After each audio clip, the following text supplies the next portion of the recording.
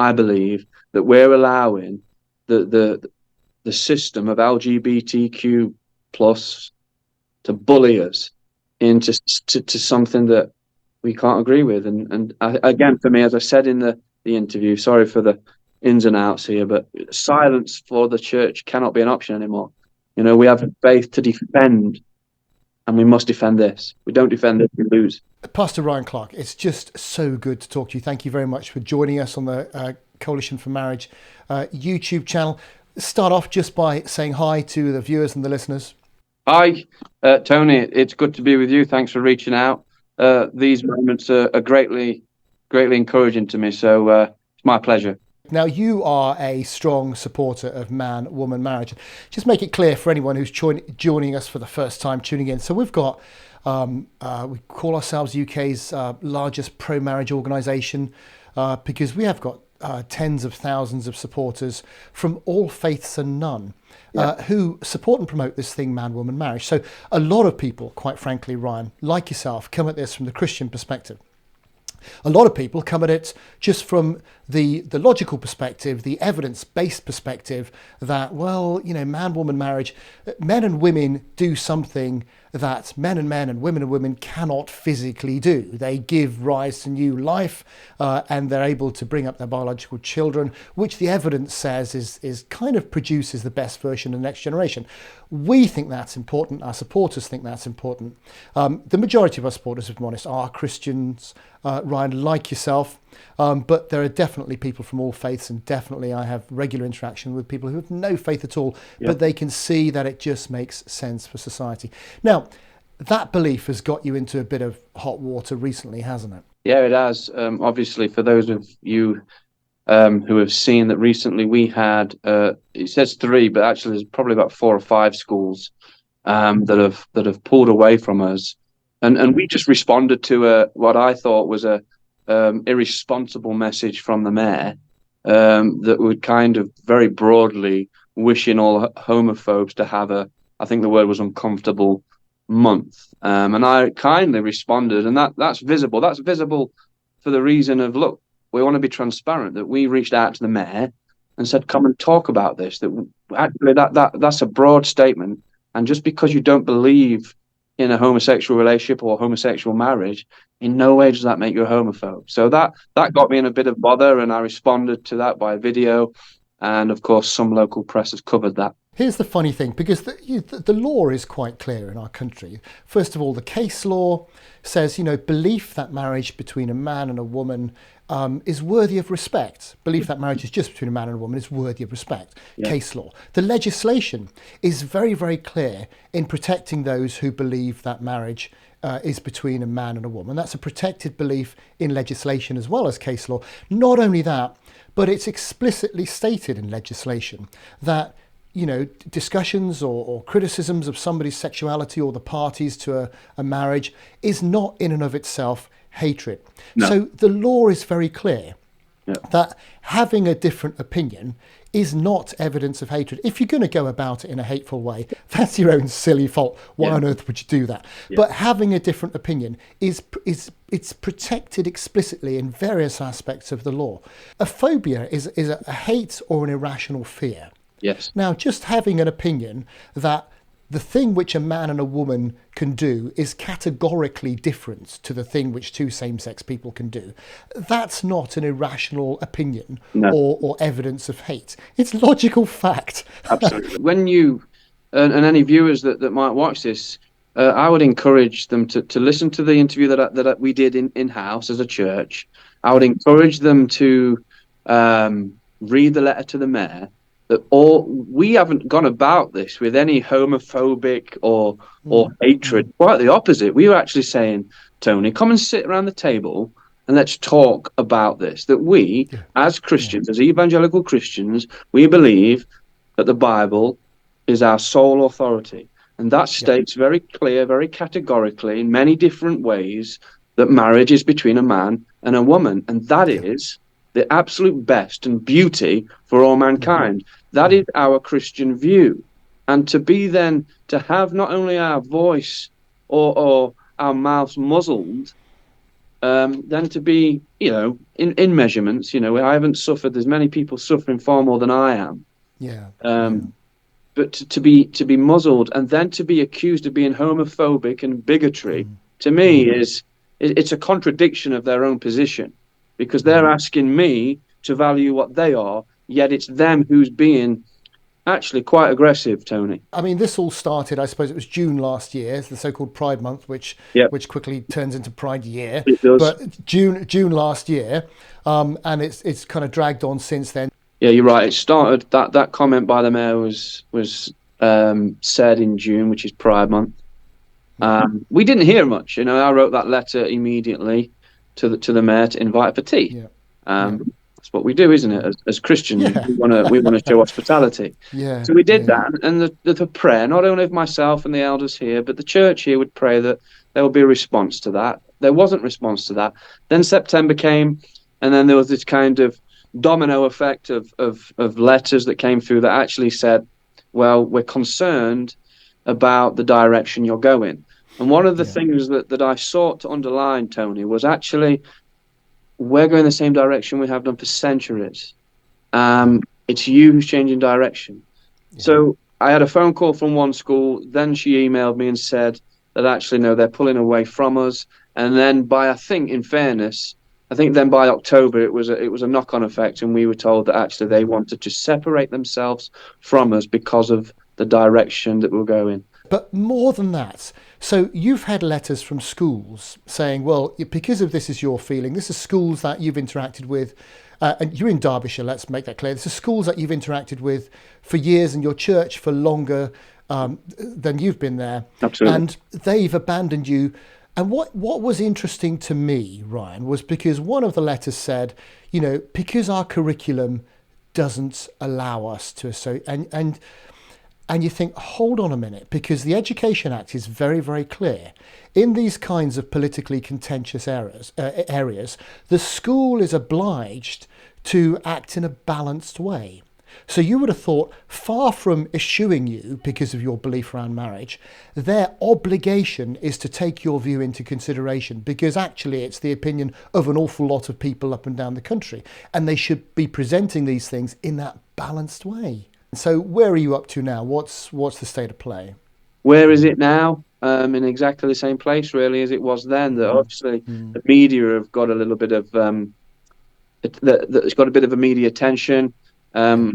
Obviously, local things like Facebook and local papers, the links on there, the feeds on there, will get a little bit of what I would say ridiculous comment, accusing myself and the church here of being cult-like and bigotry and narrow-minded, medieval mindset.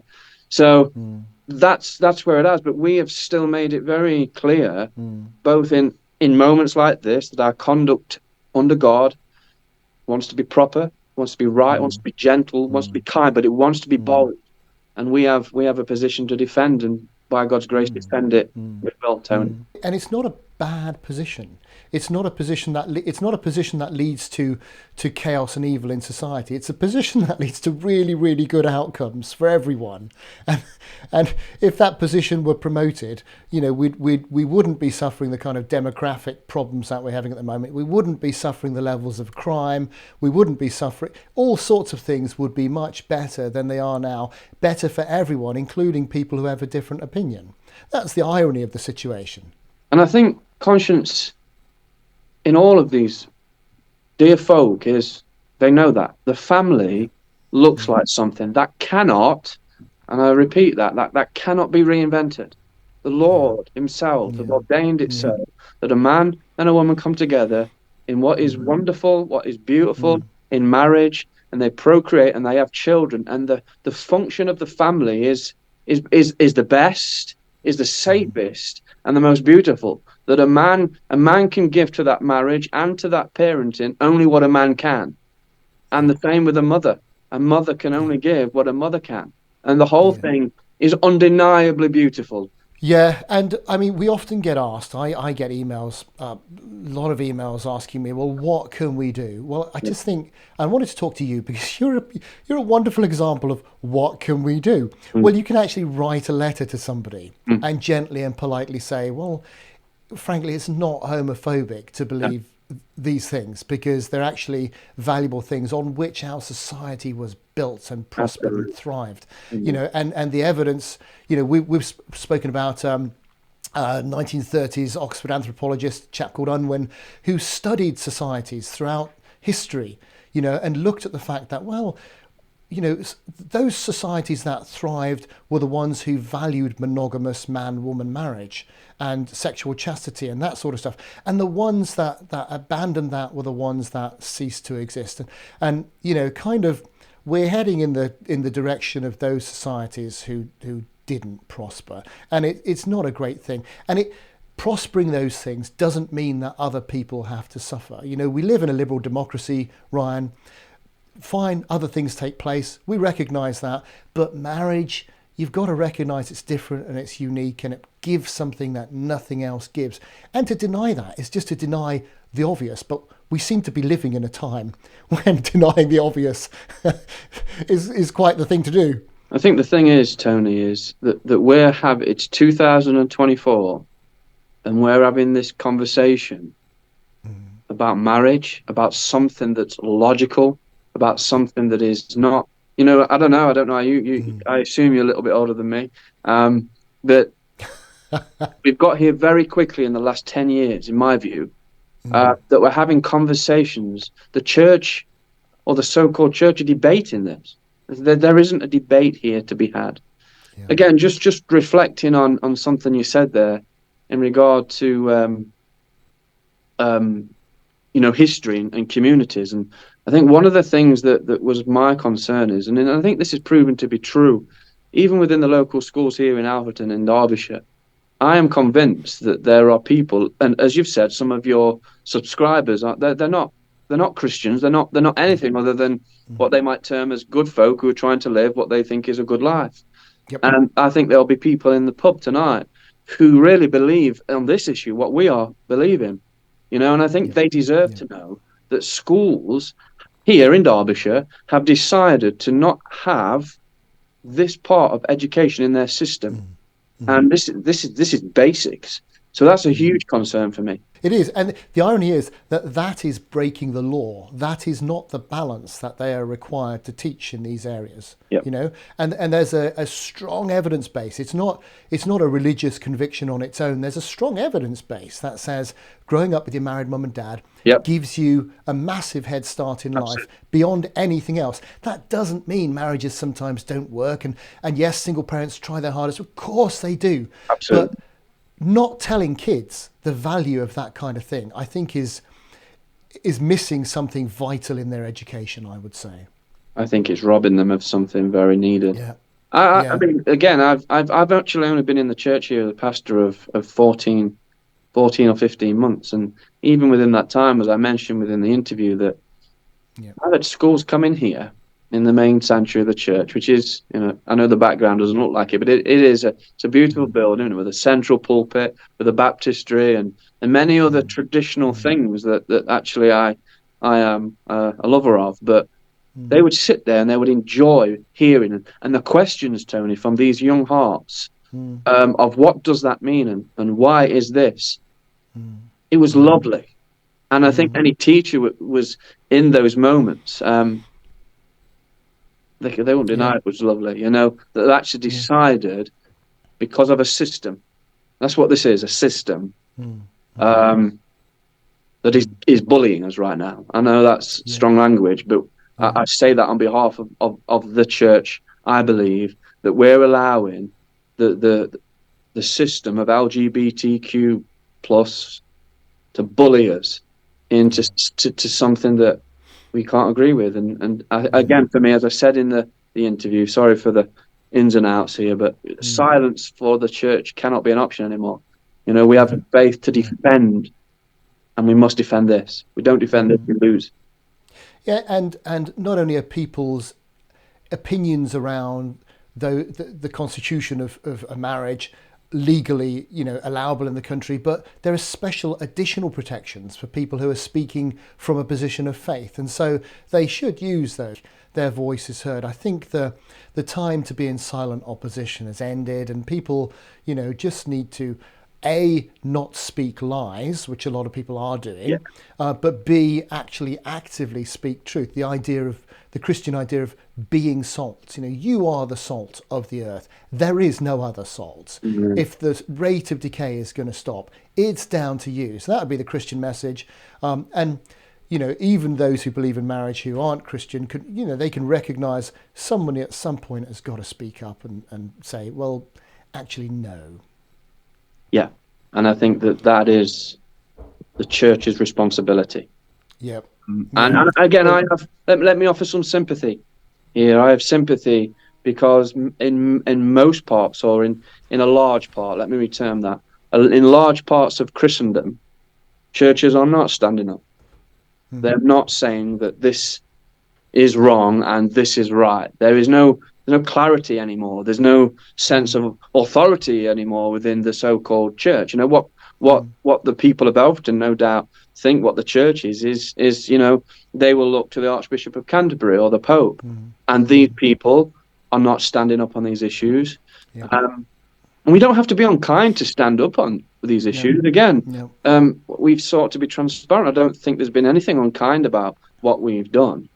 Yeah. And again, there's a presumption, or it's seemingly there's a presumption with these people who are wanting to label us as bigots and cult-like, that actually, I would say, come on, again, I would invite a conversation. We deal with and love homosexuals. We Yeah. want them to hear the gospel of Jesus Christ. We want them Yeah. to know that there is a hope. But Yeah. you know, the Yeah. sad thing is that they have Yeah. this presupposition of what we are. Yeah. Yeah. Coming at it from a position of love and inclusion, not a position of hate and exclusion. Absolutely right. And again, that Christian analogy, as you say, if the salt loses its saltiness, Yes, well, it doesn't work out well, does it really? not at all. It's Yeah. frightening. Yeah, Um, listen, I'm so glad for what you're doing. I'm so glad for the contribution. I hope people listen to this and mhm. think, yeah, I need to respond to those kind of letters too. If the mayor writes something, if, I just need to explain it properly, kindly, graciously, say something, do something, make my voice heard for the sake of the kids, Yes, for the sake of the nation. It just makes perfect sense. Ryan, I'm so grateful that you spent time talking to us. Thank you very much, and all the best as you plough this furrow. Tony, thank you for having me and all that you're doing there. The Lord bless you.